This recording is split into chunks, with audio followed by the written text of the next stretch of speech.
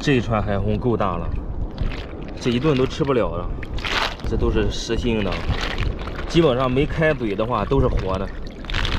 这两天的话风比较大，海边很多这个了，刚才都有人家捡一桶了，这个得带着，哗啦哗啦的。像这么小的话，就吃不吃没啥意思了。这一串的话，小归小，还有好多是空壳呢，因为在这个地方长在这个地方，应该它动不了啊，都让螃蟹给吃了。还有好多这种特别小的，长成这么大吃还行啊。这个让它再长长吧。现在海边这种绳子上面特别多海虹，这也算卧沙吗？这个莫亚罗应该不是活的，这个可惜了，没法表演那个测水了。这个逮八爪鱼的话是特别好用的，这个没有。你说八爪鱼笨不笨？这种小怪的话，不放食物它都能钻进去，钻进去以后直接就逮到了。这个绳子是断了，一般的话都是拴的好多好多，提了着放在海里面，这个断了。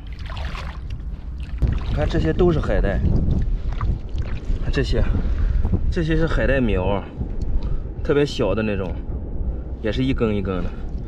这一根好像时间有点长了，我这一拿全碎了，可能是经过暴晒了，特别脆啊。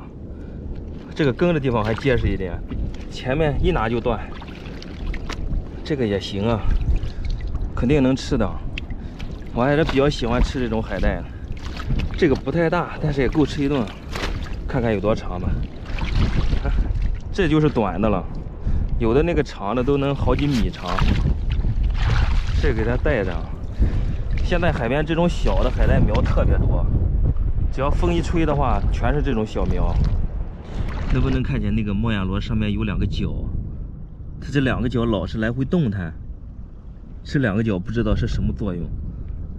这一拿起来，这脚就缩进去了。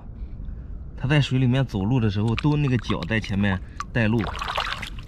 哇，这个肉好大！哎呀，这个好啊！好长时间没挤这么水这么堵的了。哇，这个好多粘液。那个触角好像是就跟天线一样，在前面带路的，感应的。这个毛蛤还是活的，刚才舌头还吐在外面了。这个大成王的话，可惜了，就剩下个壳了。这个要是带肉的话，真的是太好了，太肥了。看那个海带像不像一朵花？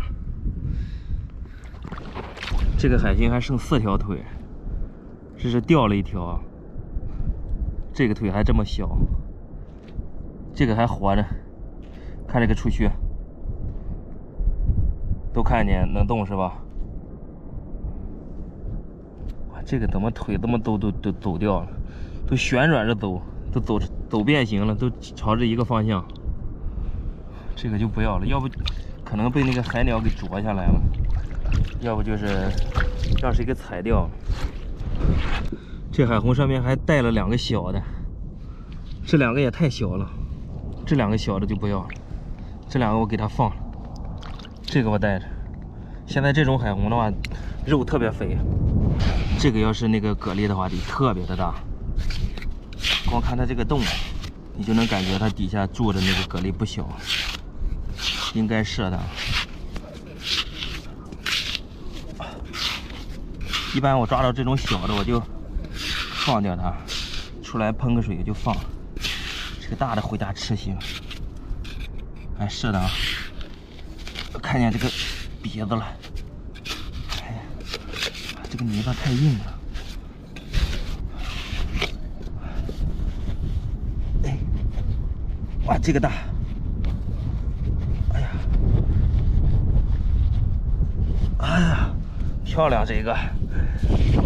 来个抬阳，哎，怎么从那边呲水了？这个没抬翼，这种白的最好吃。一点那个泥巴味都没有。这种带这个泥沙的里面，要是纯泥巴的那个不好吃哦，我基本都不爱要那个。这种白的好吃，鲜。这留了2个这个呼吸孔，这是螃蟹吧？哎，哇，这么浅啊！梭子蟹，小的，握着它太小了，握不深了，没有力气。小螃蟹握出了八爪鱼的洞了，这还是个小花蛋。八爪鱼的洞一般都成那个样，这个也是啊。这个是梭子蟹，就1个胳膊，不要它，就要这个吧。一般都这种造型的这个花蛋蟹，坑离得这么远，都是被海鸟叼出来的。掉了以后，海鸟飞了，它自己翻过来的力气都没有了。好了，朋友们，那个咱们今天视频就到这里吧。潮水也开始涨上来了。我是大庆啊，喜欢赶海的朋友记得关注我，帮忙点个赞，谢谢你们。咱们下期视频再见喽，拜拜了。